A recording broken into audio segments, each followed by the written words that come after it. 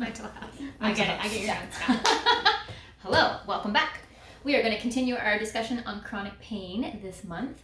So we wanted to talk about a little bit about rehabilitation. So Eryn, what are some of the things that you think about when you think about structuring a rehab plan?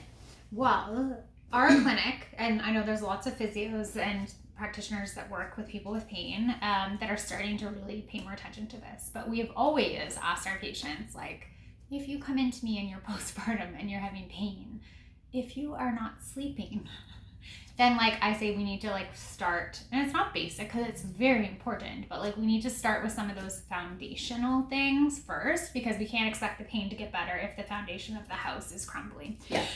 So sleep, food, hydration. Are you moving? And I'm not saying like to a stressful point, but like, are you moving for mental health, and are you moving to care for your body in the way that you need to? I've been on like a huge rant about this on my social media lately. And like nutrition, like too, it plays such a huge role. So like, are you having time to eat? Are you eating foods that are filling up your tank, or are you not? Are you in a caloric deficit? Are you able to eat nutritious food because you have no time to prep that? So those are like the kind of 4 pillars of.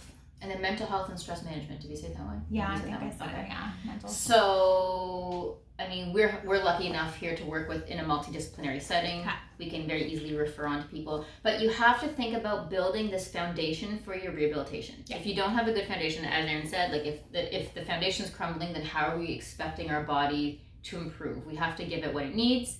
I think like, you're right, from a nutritional standpoint, if you don't feel like you have good nutritional literacy yourself, there's lots of places where you can go to find more information. Mm-hmm. We'd love for you to see a registered dietitian or someone who has some nutritional education, but if not, there's lots of educational websites out there. There are cookbooks, and you're right. And when it comes to like time management, like making good food is hard. It can be expensive. It can take a lot of planning and prep work, and that can be difficult, especially for someone who's in pain. Yeah. But it's a worthwhile area to investigate. Yeah.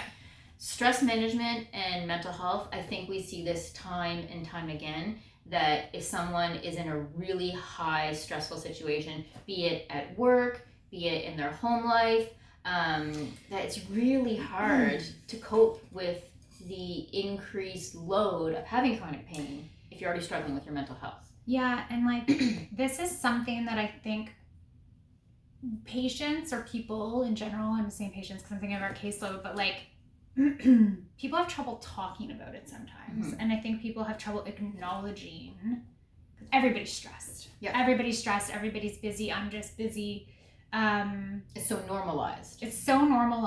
And I think it seems like it's sometimes though the work you can put in for that can make such a difference, even though it seems like, oh, it's just a breathing exercise, or it's just, me spending 5 minutes like brain dumping or journaling, or like, I think sometimes people think it's like not effective, but I often challenge people just to add something in, because it's kind of like, I saw a really good graph once, and it was of a police officer like throughout their day, and how when they were exposed to stressful situations, even they subjectively didn't report stress, their HRV, which is a measurement of your sympathetic and your parasympathetic nervous system, and how your nervous system is dealing with stressors, how quickly you recovered from that. And they didn't even subjectively know that they'd been obviously really impacted by the situations, but we were picking it up in markers.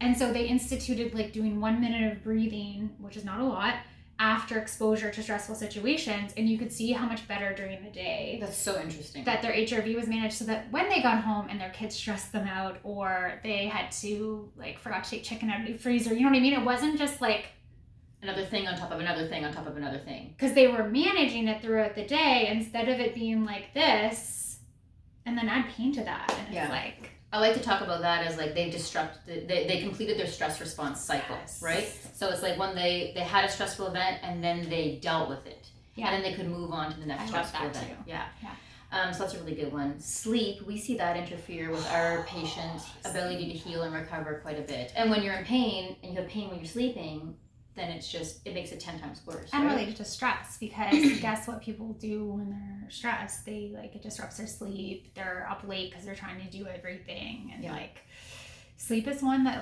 most people, if you dive into it, they are not meeting healthy guidelines for sleep. And I have children who don't sleep. So like, I appreciate that when people say that, you want to laugh in their face. Yeah.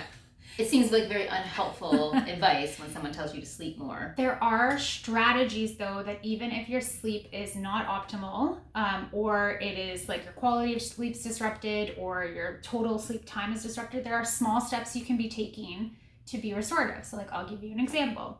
I had a terrible night's sleep on Saturday. I would not have chosen then to get up and stress my system by doing really intense exercise. Right. So like, I think there's ways to balance that out. And I think you need to think about all the stressors in your life and say, where am I today? What can I accept as a stressor today? What can I take off my plate as a stressor today, so that we're having that more balanced? Yeah. And well, there's some, like, people have so much wearable tech these days, right? That you can start, even if you're having a hard time determining if you're sleeping well, if your stress levels are changing, like, there's information that you can access for that, right? It's at like your fingertips now. And I know I have some patients who get stressed out by it, and so we have to talk sometimes about like not overchecking it, or becoming like, maybe only track a couple things instead of tracking everything. But like, most wearable technology now has your HRV, or it's called your heart rate variability, and it basically measures how much time between beats, and that changes beat to beat by milliseconds, so it's like quite tiny. But that is a really good measure of how you are doing as a whole and how your body's responding to stress. And I'm saying stress could be... It can be autoimmune stress. It can be mental stress. It can be physical inflammation. Stress. It could be that you had a terrible interaction with someone. Like, there's so many things that we're labeling as exercise can be stress. Yeah. Athletes are using it a lot now, in that they'll wake up in the morning, and if their HRV is in the toilet, then their trainer is saying to them, hey, listen, instead of going for like the run we had scheduled today, you're actually going to like get in the pool, and you're going to do some really gentle exercise. You're going to do some yoga, or we're going to do some breath work. Yeah. So you're seeing athletes really modify their training to be at their best, because their system's too stressed to engage in more stressful exercise. And we're going to talk about exercise, because it is another one of those foundational pillars, exercise and movement. And I think when you're in chronic pain and you think about exercise, it's very easy to, but it doesn't have to be you sprinting on the treadmill for an hour, right? You need movement, and if you can't figure out a way to move your body, then you need an expert to help you figure out a way to move your body in a way that is restorative, that is helpful, that is, pain limited, or it's managed very, very well, and to have a strategy in place for that. So that's going to be our next topic. And it has to be something that you enjoy. Yeah, it shouldn't be a stressor to make it happen even more. No, your compliance is not going to exist if it's not something. And you need to know, like, what is your motivation for exercising? So like, sometimes knowing that can help with your pain could be the motivation, or like sometimes knowing that helps with your mental health can be the motivation. It doesn't need to be like, I'm exercising because that's what my physio said I had to. Right. Yeah. Yeah. All right, more on that later. We could go on this forever.